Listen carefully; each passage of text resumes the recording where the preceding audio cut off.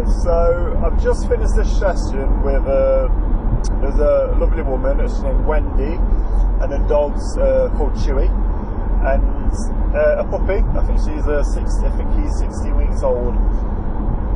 And in this session there was some testing times. There was times when he really planted his feet.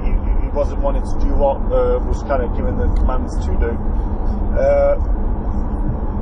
And there's a moment where Wendy seen her puppy's, I think, sibling on the pack, and this puppy was walking close by near her with their owners. Wasn't as jumpy, wasn't as nippy, wasn't really biting the lead. It was off the lead as well, and it was following the owners about. I know Wendy didn't feel this way.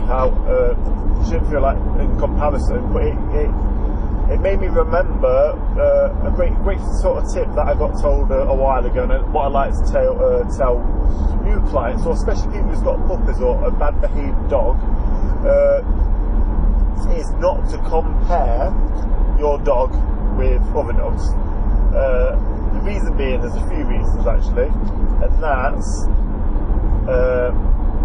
the personality, temperament, the kind of behaviour that they inhibit.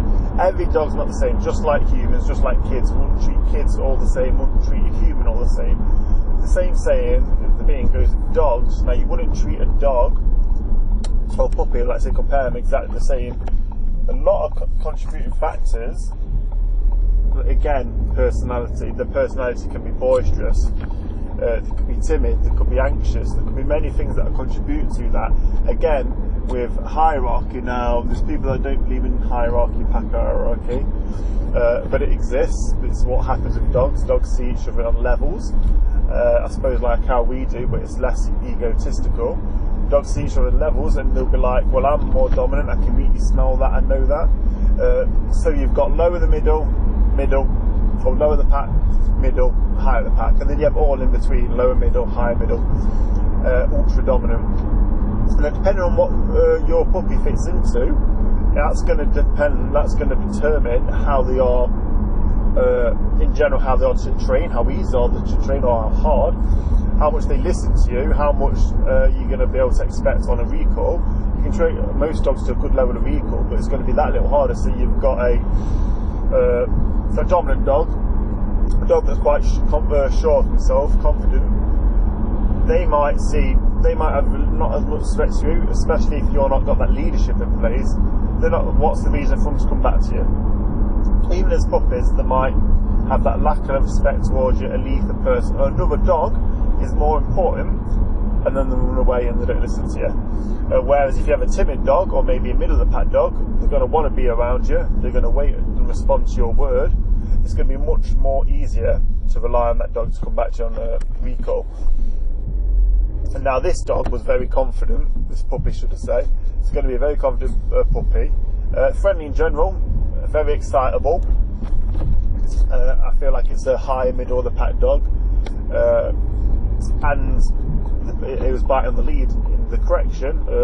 When I say a correction, I don't mean it's a telling off, it's just a vocal correction I use and I teach my clients to use, and obviously to teach on the dogs. It's just a direction.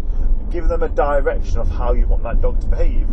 So you give the vocal correction. All that tells the dog is, I don't want you to behave like this, but I want you to behave like this. So you give them a direction and follow it with a command. If that command's to leave it, stay, sit, come, whatever it may be, you're just giving them that cue, that correctional cue to just tell them that's an accepted behaviour. It's how dogs interact with each other, and then you follow it with a command, and then lots of positive praise if you need that positive praise there for if to do that job.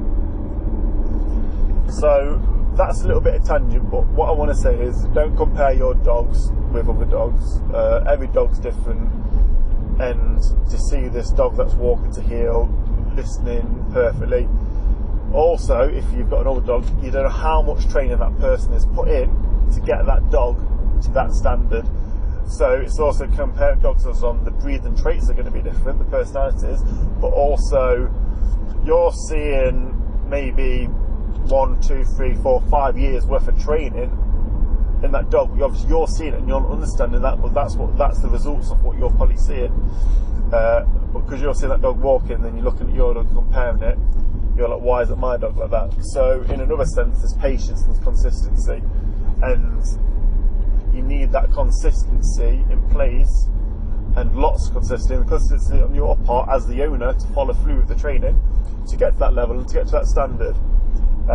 So if you like that video, click like below, send me a comment, message below, let me know what you think, any thoughts you've had on it, and hopefully I'll see you on the next video. Nice talking.